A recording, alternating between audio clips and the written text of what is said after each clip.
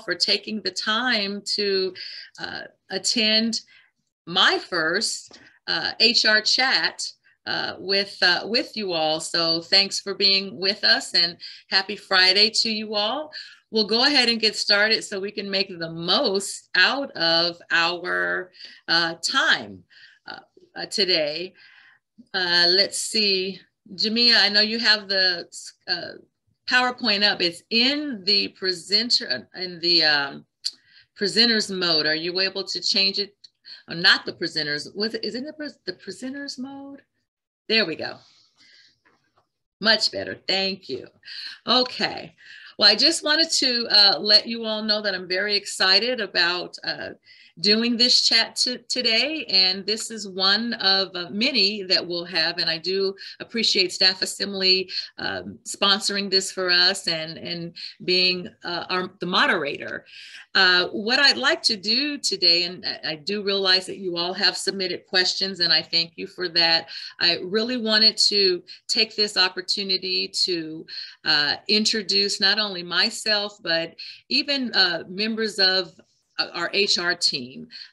It's very important that we come across as a united front and know that it's just not me.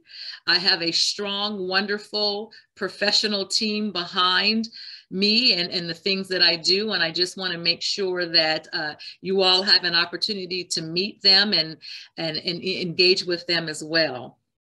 So to kick us off, you can see on the first slide, these are the majority members of my team. We took this last December when we had our end of year team meeting get together.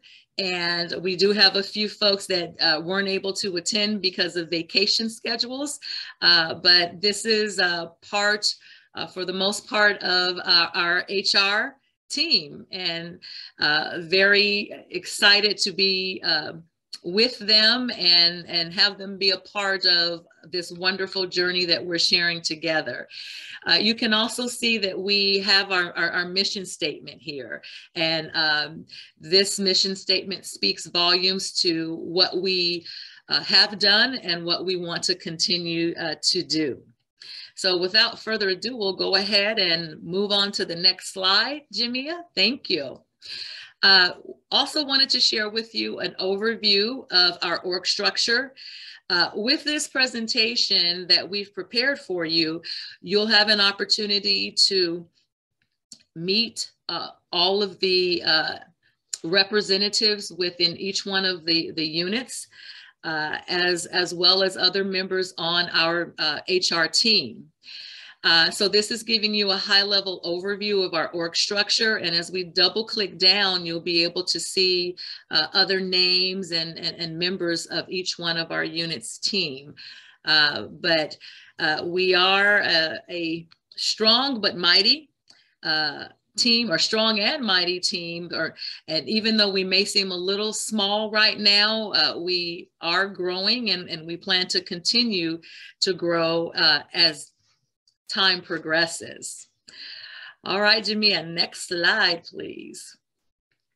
So I wanted to spend a little bit of time sharing with you what our goals and initiatives are, and also just to let you know that with that, when you are one of our team members goes through their particular unit, they will share goals and initiatives from their perspective. So you have a closer look as to what's going on within each one of our units and how that's applicable to the overall strategy.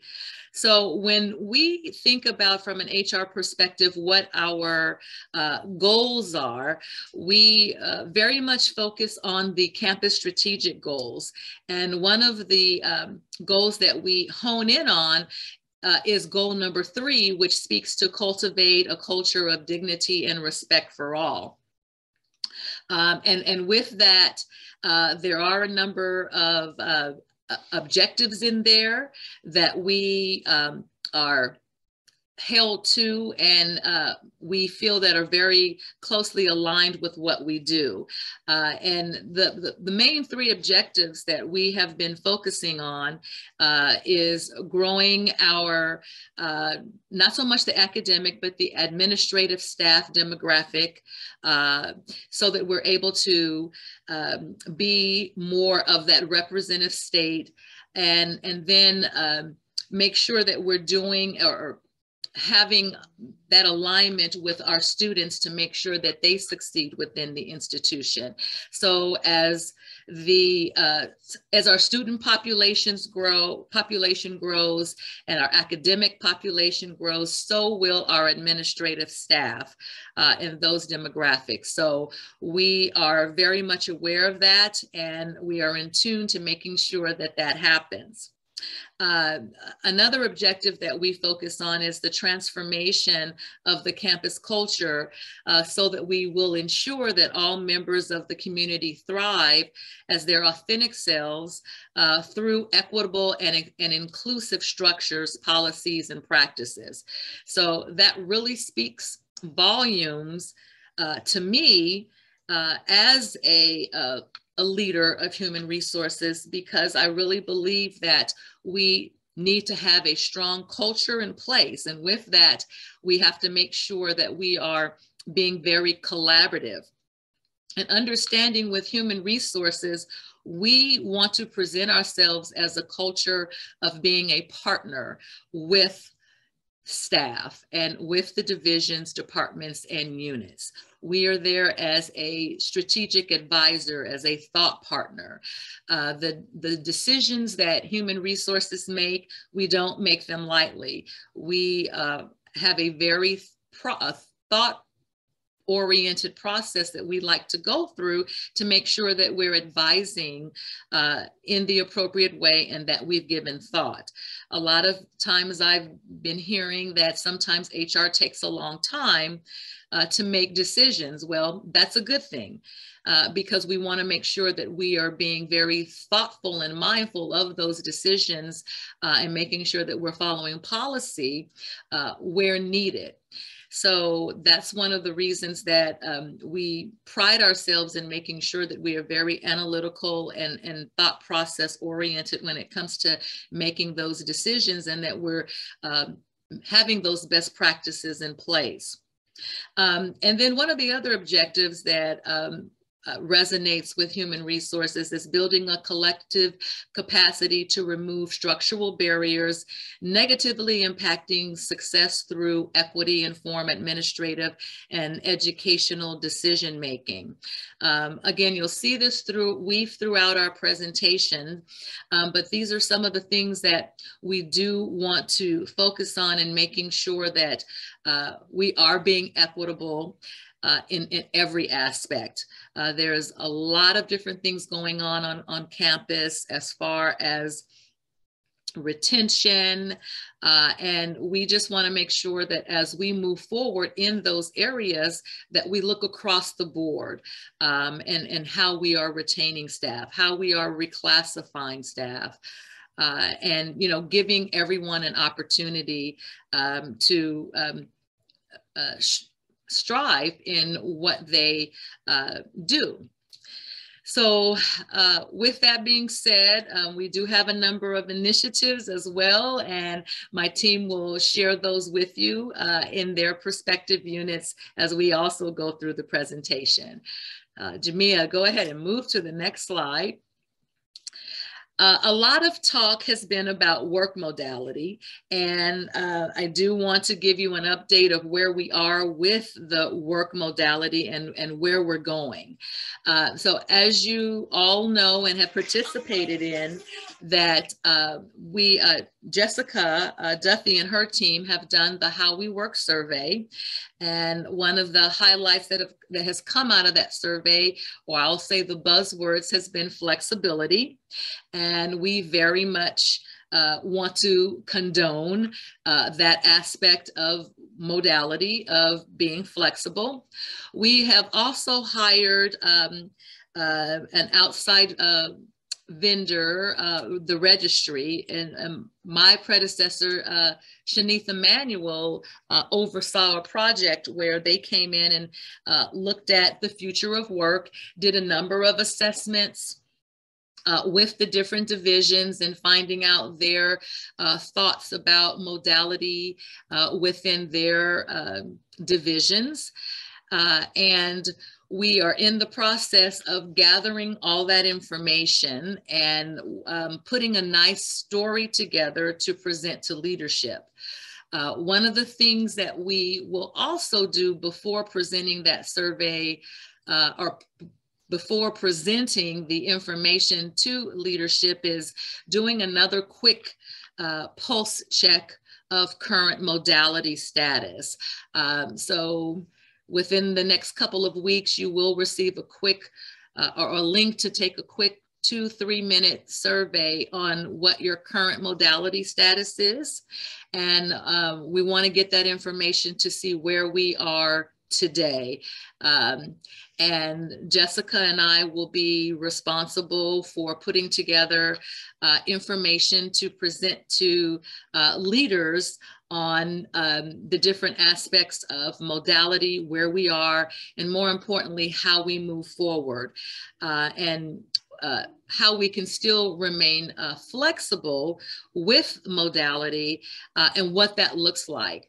One of the aspects that I have spoken to a lot of leaders about is when we are thinking about what a hybrid modality looks like, and folks coming into the office that are designated to or fall into a hybrid category, is making sure their time in the office is purposeful and intentional, what that looks like. And surprisingly enough, as I have been doing my listening tours across campus with different AVCs and VCs, and asking them when their folks are in the office, what does that look like? And the majority of them are saying, we're having our team meetings, we're doing strategy meetings, we are making them purposeful and intentional. And that's a good thing, because we want to make sure that that continues throughout the whole campus. When we think about campus vibrancy, what does that look like? Well, we want to find out from leaders, what do you want campus vibrancy or that vibrancy to look like? So we will have those discussions with leaders and making sure that they're aware of what the statistics are out there as it relates to returning to office, and how to make sure that we are maintaining a good balance with that. And even those folks that have to be here on an ongoing basis because of the roles that they have, if it's student facing or client facing, how to incentivize them to still enjoy.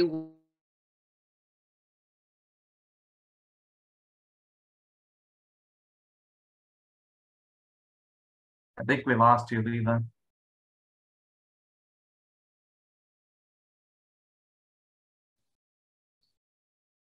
Am I freezing?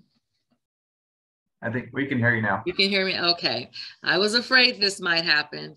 Thank you, Zoom, and the wonderful world of technology.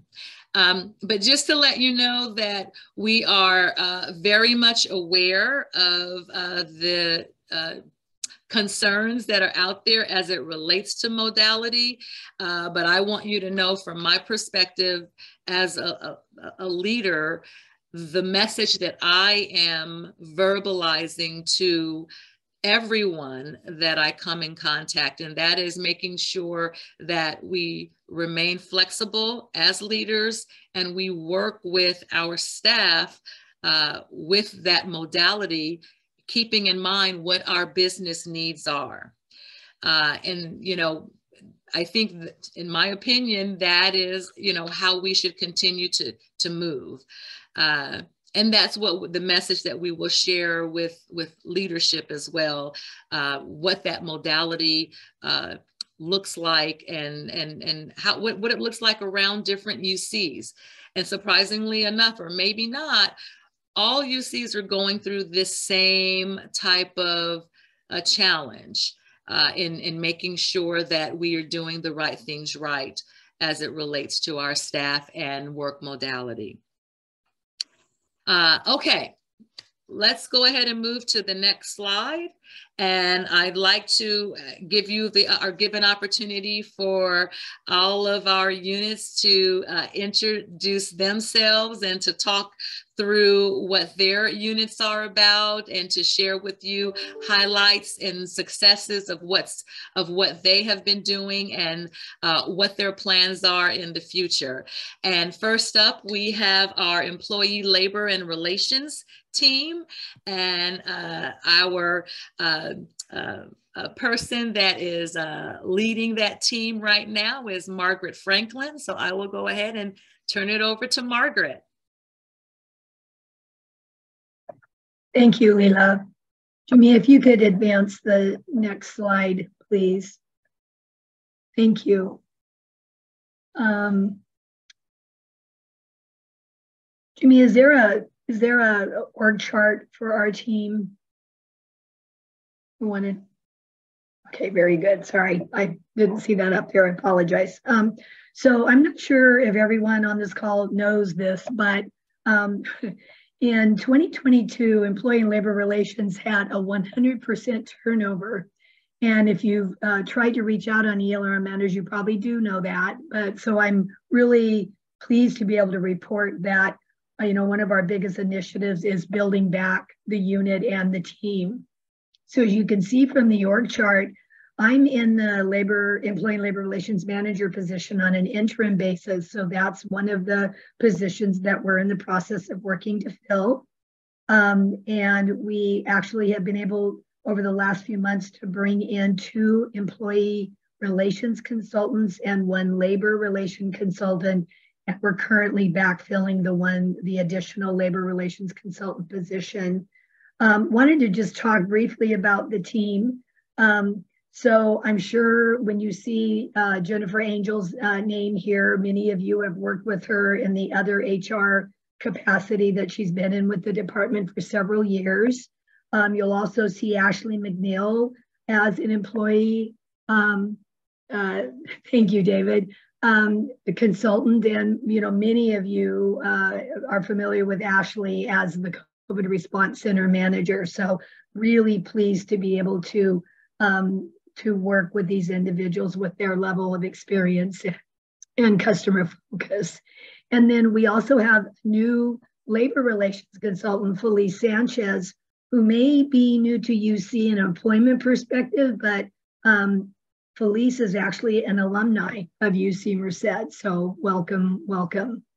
Okay, Jimmy, if you could advance the slide, please. Thank you. So really from a looking forward perspective, like I said, for our ELR team is really just to build the team and the unit back. And some of our goals there is really with the intent of us being able to be more proactive with our employee and labor relations consulting. One thing we're identifying right now is working with our talent development partners as we're consulting, identifying where training and development that could benefit either an individual contributor or our supervisors, managers, and leaders. So that's one of the things we're looking at.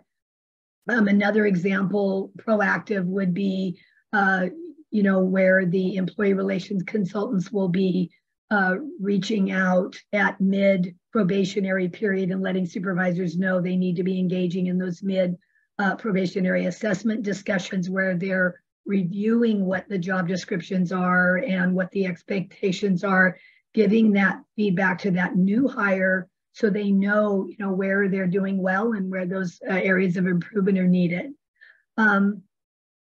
So some of the other things that we're working on, as you all know, it's that time again.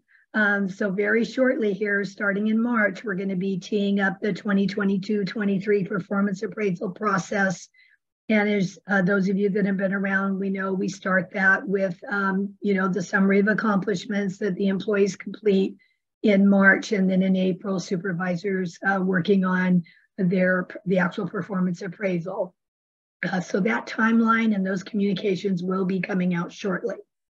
With the end of this performance cycle, which is about June timeframe, we're actually going to be transitioning away from Halogen or Saba. Some of you may even notice Cornerstone. And we're going to be moving to a platform within UCPath called ePerformance. And I'm pretty sure that Kevin, the talent development manager, will be talking some more about that, maybe getting a little more detail. But with ePerformance and the use of that tool, it just allows us to link up the employee performance and rewards with the business objectives and the goal linking. So I will leave that to Kevin to touch on more. The other thing that will be transitioning, at the completion of this performance cycle in 23 to the next, will be revising our core competencies. And probably the most important thing that I could say there is just the fact that it will be a distinction between individual behavioral anchors and manager leader behavioral anchors. So those will really be well spelled out and defined, and I think will benefit us being able to provide individuals with what those core competencies need to look like if you're an individual contributor versus a manager leader. And then also just wanted to make sure, I'm sure everybody has probably seen the communications on this, but as of January 1 of 23, they implemented a system-wide abusive conduct policy. And as you may know, the UC, we had our own abusive conduct policy, so we sunset that in order to adopt the system-wide so that we could have consistency across UC. And then we're working right now to implement a case management system that will allow us to more effectively track those complaints and, report out. And that is it for me, Leila. Thank you. Oh, thank you, Margaret. Okay.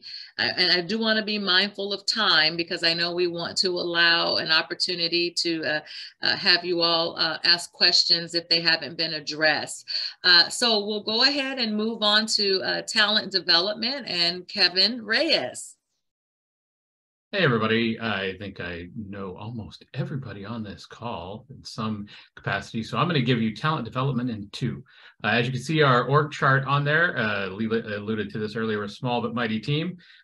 We have our instructional team and development team, our learning and UCLC support.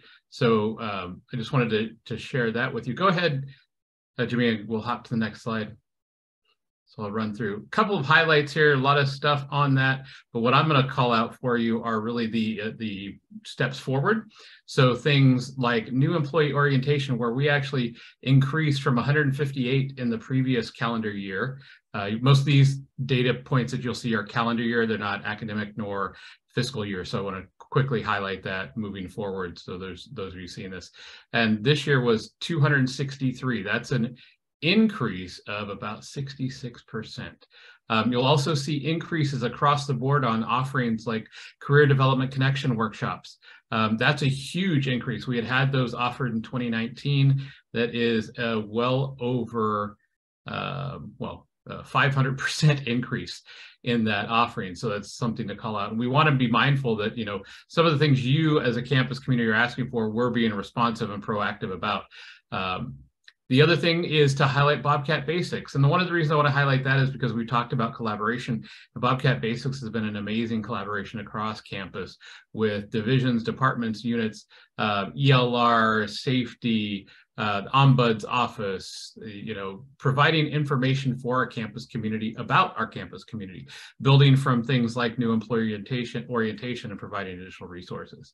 Highlight a couple of the others here for you. As you can see, we had, and I want to call out some some thanks and kudos to our staff assembly partners for the UC Berkeley Now conference. I also want to highlight that because that's part of the looking ahead. We had 50 scholarships sponsored by staff assembly for folks who could attend the Berkeley Now conference. We had an additional 24 people who paid the fee on their own.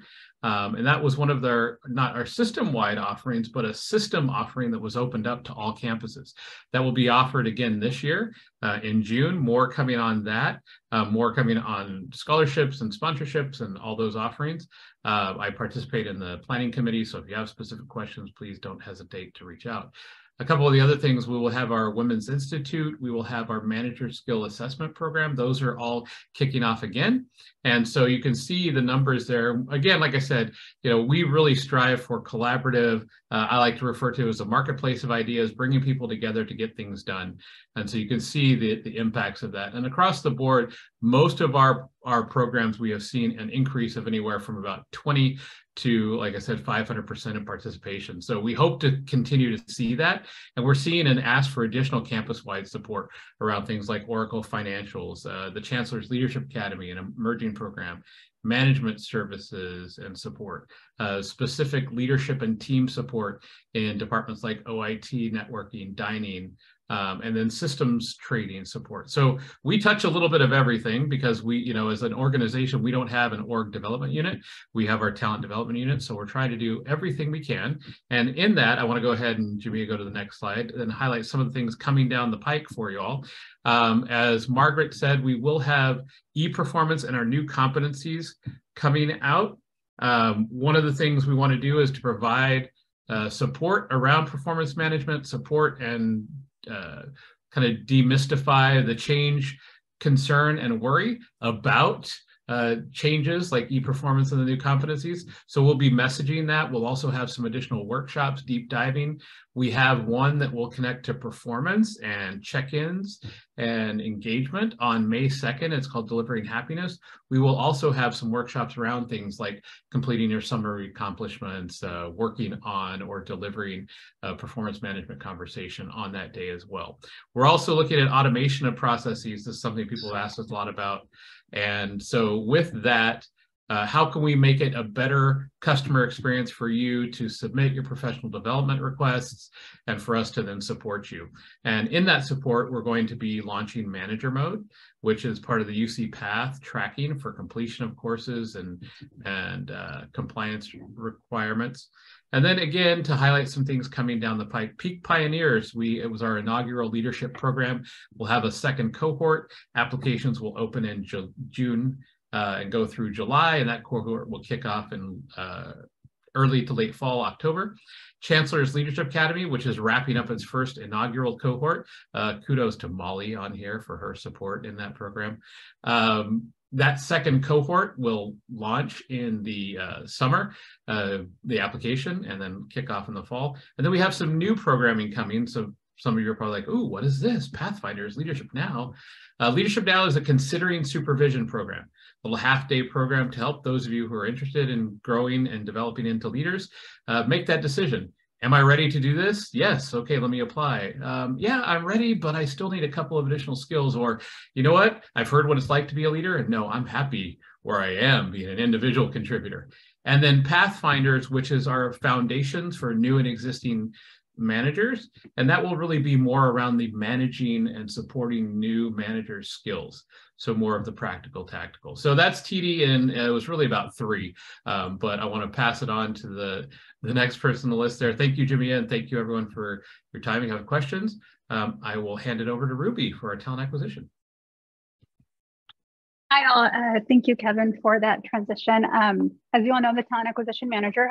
Like Kevin, I know many of you. And just going through our org chart, we do have currently a contract recruiter vacancy that we hope to have filled pretty soon here to really help with our workload. And Jimmy, if you can go to the next slide. So same a little bit of highlights for talent acquisition from this past year. Again, as Kevin mentioned, this is for the calendar year. We had a total of 424 posted recruitments. Of those filled recruitments is 344. That was an increase of almost 72%. from 2021. Expected, as you know, we had a lot of fiscal austerity measures in 2020, 2021. So really seeing that, number grow as those were lifted. Out of those recruitments, 86 were internal hires. So as you guys know, a lot of the times with internal hires, it kind of creates that domino effect, right? With then the backfills for them. So, however, it's very good to see that we are having attraction in that internal mobility availability for our current employees. Time to fill, we had an average of 56 days.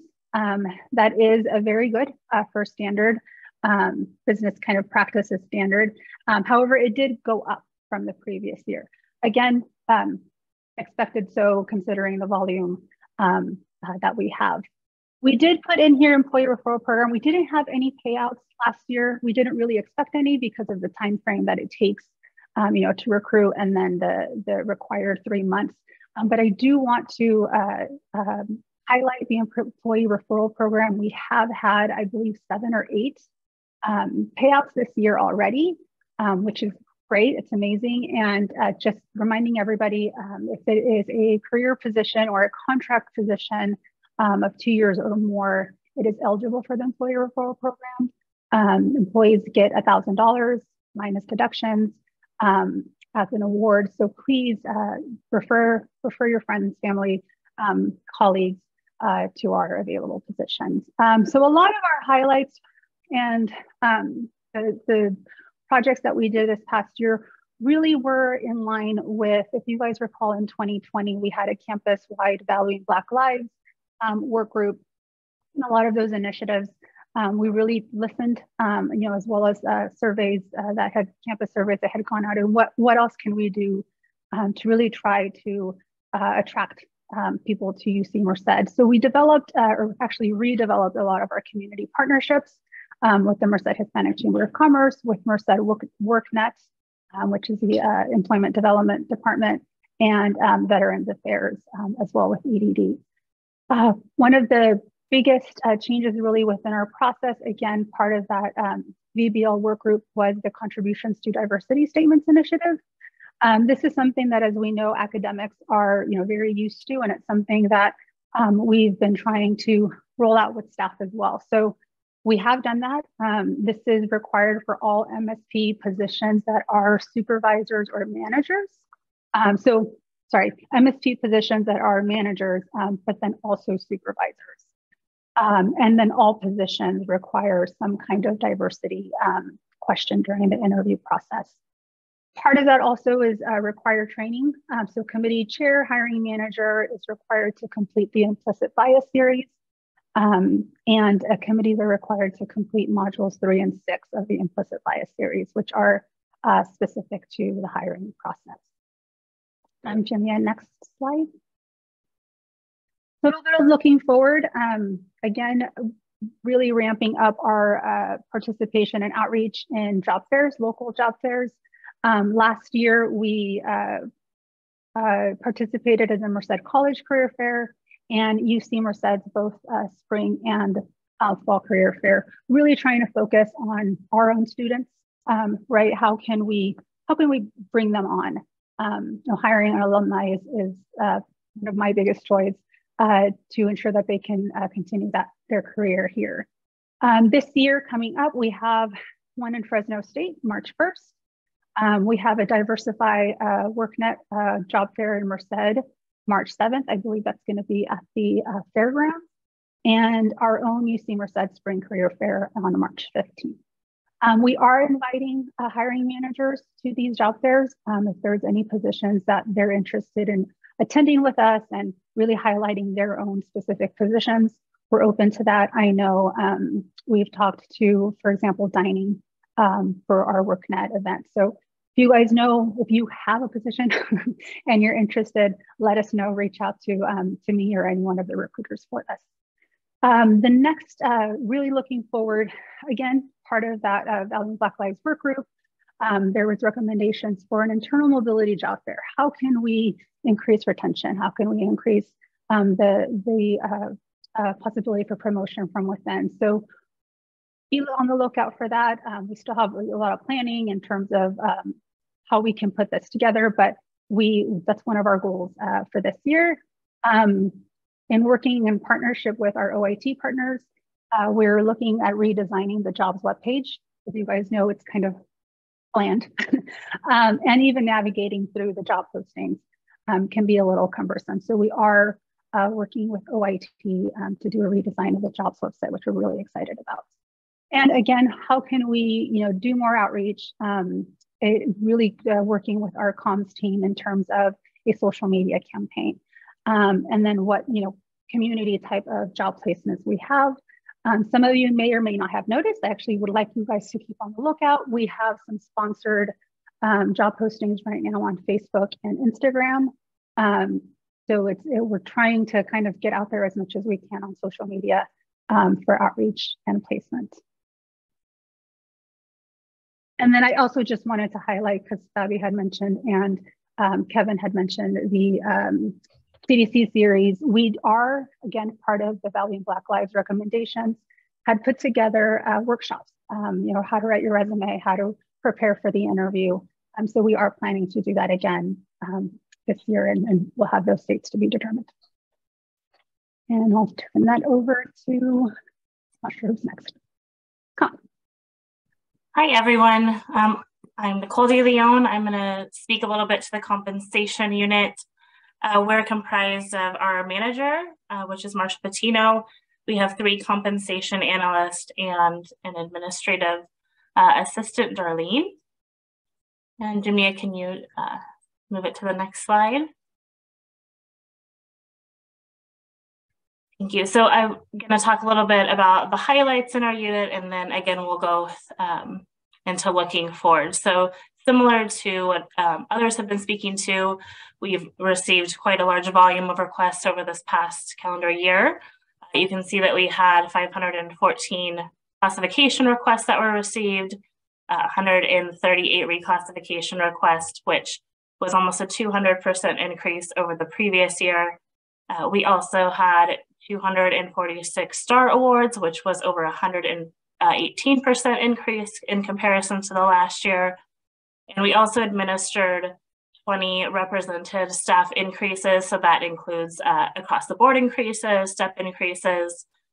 And in terms of other initiatives that we had highlighted for last year, we administered a market equity pay program in partnership with leadership and the chancellor in 2022. That covered 98 non-represented employees that received increases anywhere from 3 to 10%. And our total investment on that was about $350K. We also had a general salary increase for non-represented staff effective July 1st of last year, and that was for eligible PSS and MSP staff. And we also implemented JD Expert, which is our job description management system. We previously had Job Builder. We did an import of all of our classified job descriptions from our old system. We also have a new ability to create represented job descriptions in the system, and it's just overall a more robust system. So we rolled that out as well. And can we go on to the next slide, Jamia? And then talking about looking forward. So we just completed our 2023 market equity analysis for the year. This will be used to strategically advise leadership for budget call and other advisements throughout the year in terms of staffing. We also are looking at the retention one-time payment program. So due to ongoing labor shortages, UCOP released a new option to implement a retention one-time payment. Our campus is in the process of establishing a local program. We're projecting a spring rollout for that program. We're also working on local implementing procedures for PPSM 30, which is the compensation personnel policy. There's already quite a bit of information and guidance on our website, but this will just be a little bit more formalized, easier access for our staff. And then we are also preparing for any type of general salary increase for 2023.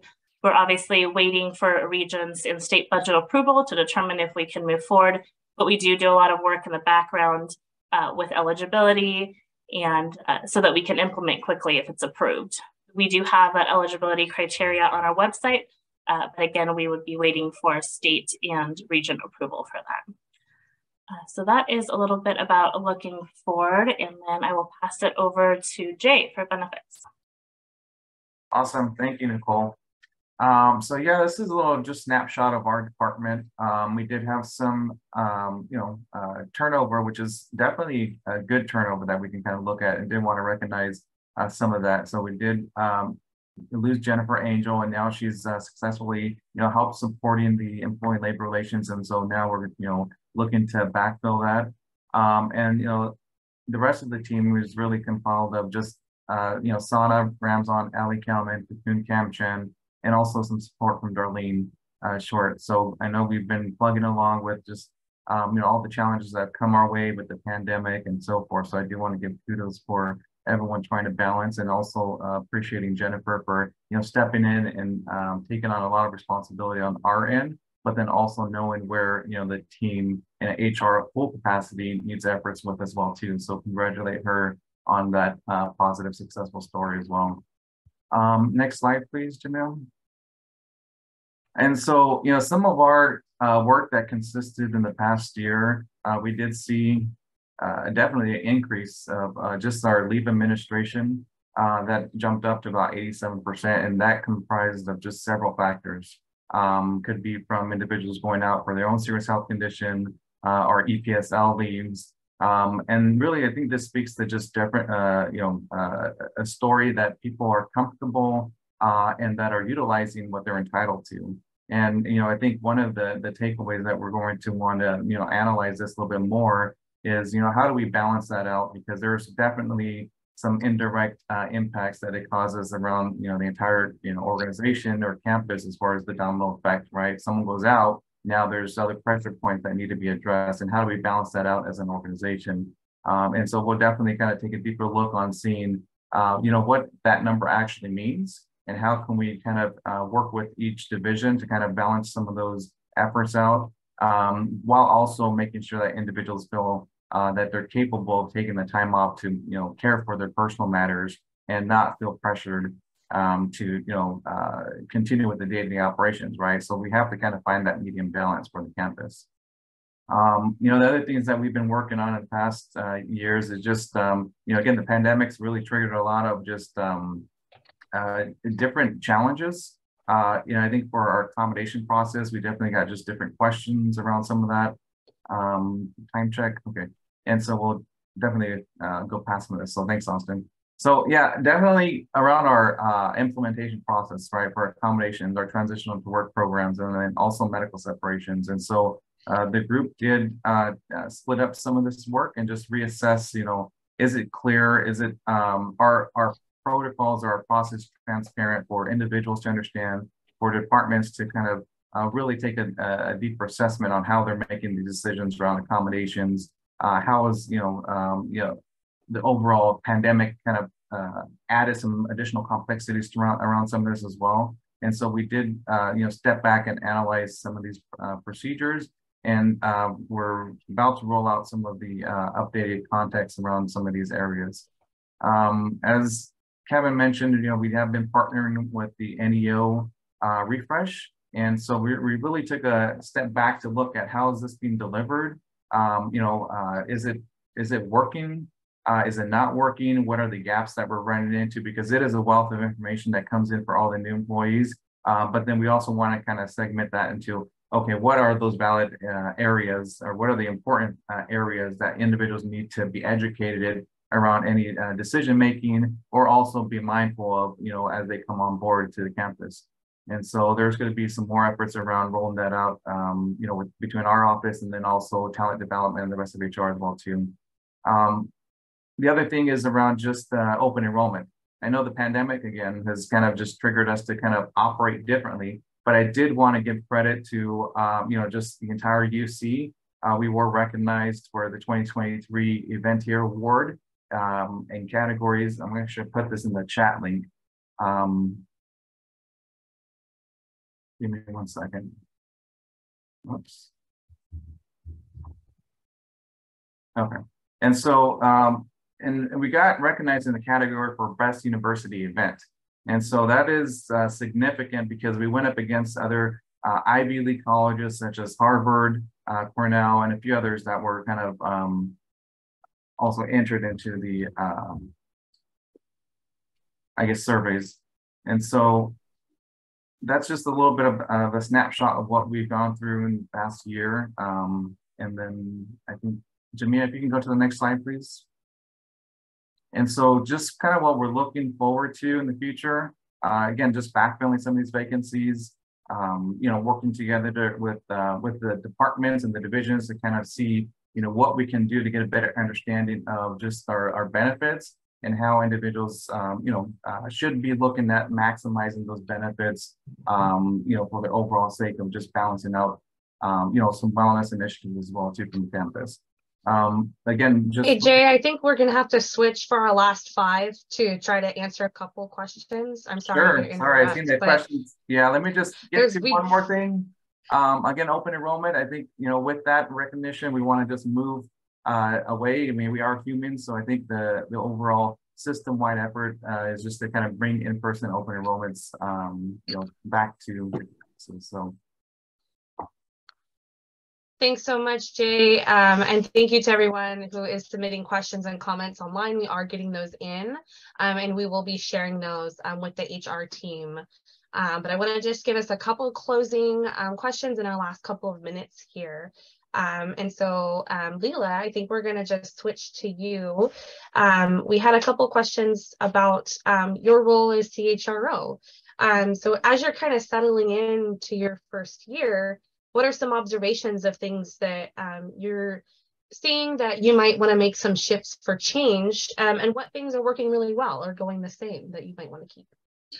Well, thank you, Austin, for that. And what I have being here since June and going through my listening sessions and meeting everyone, and the observations that I've honed in on is one that there is definitely a need to have more of the collaborative aspect or environment or culture in place.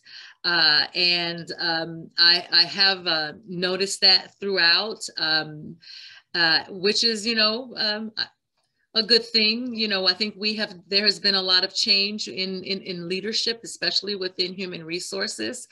And every leader brings something different to the table. I am a very collaborative leader, and that's the type of culture that I want to build. Not only being collaborative, but transparent. And, you know, just having those real conversations. I've noticed that sometimes there, you know, could be in some areas, trust needs to be built a little bit more, but that comes with collaboration and transparency. So, you know, that's some of the things that I've noticed. I have noticed that the team that I work with and everyone that I've met are passionate about what they do and want to see Merced succeed in every area and strive to that R1 status and are very loyal to that. And also want to be treated fairly, treated equitably in every way possible. So there's probably more I could say about that, but you know, that's what I've observed thus far. And I know you talked a little bit about this, but what is motivating to you as a leader, and how are you motivating others to strive for excellence here at UC Merced? Oh gosh, in 1 minute, huh? Okay, motivating, finding out what motivates others and having those conversations, being open to communicating and figuring out what's going to work well for them. Whether it's, you know, having the conversation, just asking what motivates you and how do you want to, or how are you being motivated? And, you know, I think just having those open conversations with them is one of the key things that I try to do and want to continue to work on. You know, we as leaders having conversations regarding what their career growth will look like is always a good conversation to have, and not just assume, and you know, and just make sure that we are present for our employees and doing what we can to give them and what they need to keep them motivated in the things that they do. Thank you so much, Leila, and thank you to the HR team for the updates and information today. I know we look forward to hearing more and more updates.